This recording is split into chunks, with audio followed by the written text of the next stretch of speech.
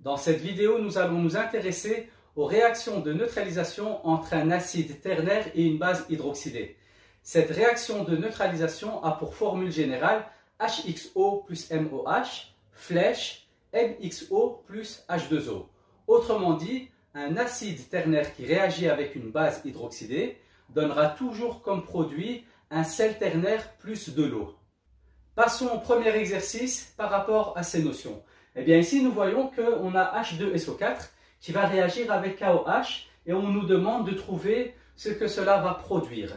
Eh bien, la première étape pour résoudre cet exercice est de noter en dessous de cette équation chimique, eh bien, nous allons noter la formule générale de neutralisation entre un acide ternaire et une base hydroxydée. Alors, je note ici HXO plus MOH. Et nous savons que cela va nous donner un sel ternaire plus de l'eau. Donc ça va nous donner du MXO plus H2O. Très bien. Donc on sait qu'on aura ici un sel ternaire plus de l'eau.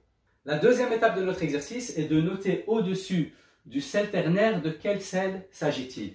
Et au-dessus de H2O, eh bien, on va noter simplement H2O. Alors ici, donc, nous voyons que nous avons un métal qui est ce métal en fait. Donc, on revient ici au réactif et on voit que le métal, c'est le potassium. Donc, on note K au-dessus de M. Et puis, on a XO. XO, c'est un groupement parmi les groupements que l'on a appris en classe. Et ce groupement-là, XO, eh bien, c'est tout simplement le groupement que l'on retrouve au niveau des réactifs. Ce groupement-là, c'est du sulfate, SO4. Eh bien, je note SO4. Donc, nous avons KSO4. Et puis ici, on a plus H2O. Eh bien, H2O, ça ne change pas et on laisse H2O. Ainsi, on a terminé la deuxième étape. Maintenant, la troisième étape, c'est quoi? C'est de vérifier ici, au niveau de KSO4, est-ce que les indices sont corrects? Et pour ce faire, on va utiliser la méthode du chiasme. Eh bien, la méthode du chiasme nous montre que l'on a du K2SO4. Pourquoi? Parce que le potassium a valence 1, le sulfate a valence 2, on croise les valences qui se transforment en indices en chiffres arabes et ça nous donne du K2SO4 entre parenthèses une fois. Donc autrement dit du K2SO4. Alors là je note et j'ajoute ici un 2 comme indice pour le K et donc j'ai bien du K2SO4. Maintenant que ceci est fait, la dernière étape de l'exercice est de pondérer et de vérifier si on a le même nombre d'atomes de chaque sorte de part et d'autre de la flèche de notre réaction chimique. Pour pondérer une équation chimique, il faut d'abord faire un état des lieux et donc vérifier le nombre d'atomes que l'on a de part et d'autre de la flèche de notre réaction chimique. Et ici, c'est ce que j'ai fait. Je viens de compter le nombre d'atomes de chaque sorte dans chacune des formules moléculaires.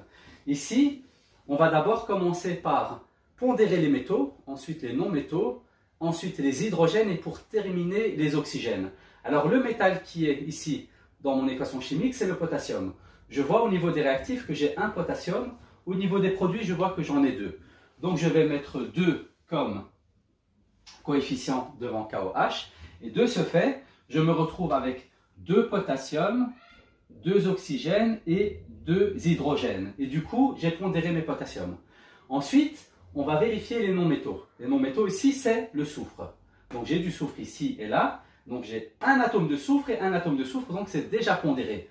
Ensuite, on passe aux hydrogènes et je vois ici que j'ai 2 hydrogènes et ici j'en ai 2. Donc ça me fait 4 hydrogènes au niveau des réactifs. Et de l'autre côté, je vois que j'en ai que 2. Donc je vais mettre un coefficient de 2 devant H2O. Et là, j'ai pondéré mes hydrogènes puisque j'en ai 4. Et du coup, j'ai 4 hydrogènes, mais attention, j'ai aussi doublé le nombre d'oxygènes, donc maintenant j'en ai 2. Très bien. Et pour terminer, on va pondérer les oxygènes. Et ici, je vois que j'ai 4 oxygènes. Et ici, j'en ai 2, ce qui me fait 6. Et de l'autre côté, j'en ai 4 plus 2, ça me fait 6. Et vous voyez bien que lorsque l'on a pondéré les hydrogènes, eh bien, les oxygènes se sont pondérés en même temps. Merci d'avoir suivi cette vidéo et bon travail à tout le monde.